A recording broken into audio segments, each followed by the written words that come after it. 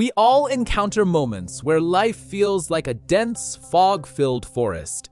We hit obstacles, lose our direction, and naturally look for a guide, someone who knows exactly how to navigate the thicket and clear the path forward. Within the Hindu tradition, Lord Ganesha serves as a highly specific response to these barriers. Devotees invoke him at the start of every task because his form offers a method for handling the complexity of the world. Looking at Ganesha is similar to reading a map of the human soul.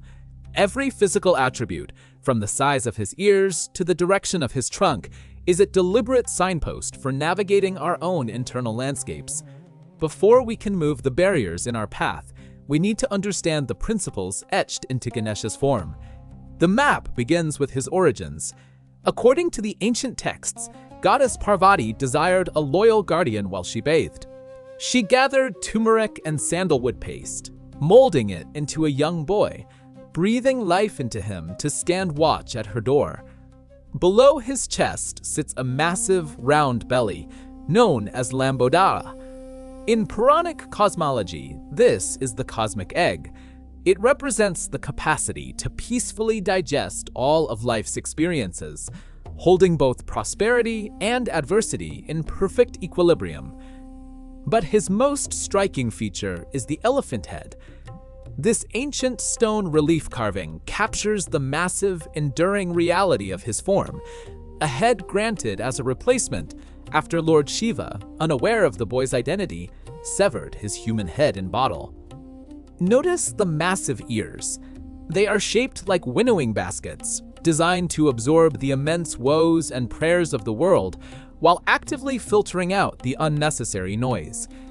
In this tradition, the human head represents the limited, individualized condition of the person, the ego. Replacing it with the expansive elephant head illustrates that destroying the limited ego is the prerequisite for awakening a higher spiritual intellect. Extending from that intellect is the trunk, a paradox of physical engineering. It possesses the sheer strength to uproot a tree, yet remains precise enough to gently handle a single delicate leaf. The trunk's curve dictates the energy invoked. The leftward curve, Vamamukhi, radiates soft lunar energies associated with compassion and peace. Conversely, curving to the right side represents intense spiritual heat, a volatile energy demanding strict rituals and unwavering personal discipline.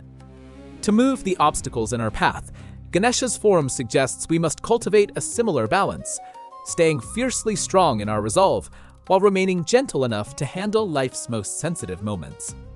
Look closer at Ganesha's face, and you'll find a jarring asymmetry. He has one perfectly intact tusk and one jagged, broken edge, marking him as Ekadanta, the single-tusked lord. When the sage Vyasa dictated the Mahabharata, Ganesha agreed to scribe it on the condition that the recitation never stop.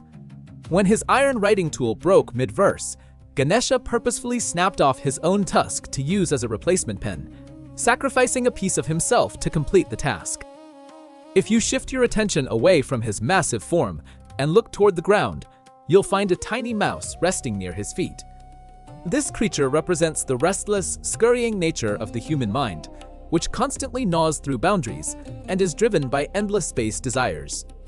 This pairing demonstrates that spiritual progress requires both profound personal sacrifice and a massive, stable intellect to keep the mind's erratic impulses in check. For centuries, this anatomy of wisdom remained at the private threshold of the home. But in the late 19th century, this personal symbolism stepped into the center of the public square. Nationalist leader Bal Gangadhar Tilak saw Ganesha as a symbol that could unite a fractured society. He realized that a deity associated with the doorway and new beginnings could serve as a focal point for resistance against British colonial rule. He took Ganesha from private shrines and placed him at the center of a massive public movement, which galvanized the populace through grand festivals and shared cultural pride. That historical shift is why Ganesha is now invoked first in every modern ritual, every new business venture, and household ceremony. The image of Ganesha stands as a reminder that intellect, awareness, and humility must precede all collective and individual action.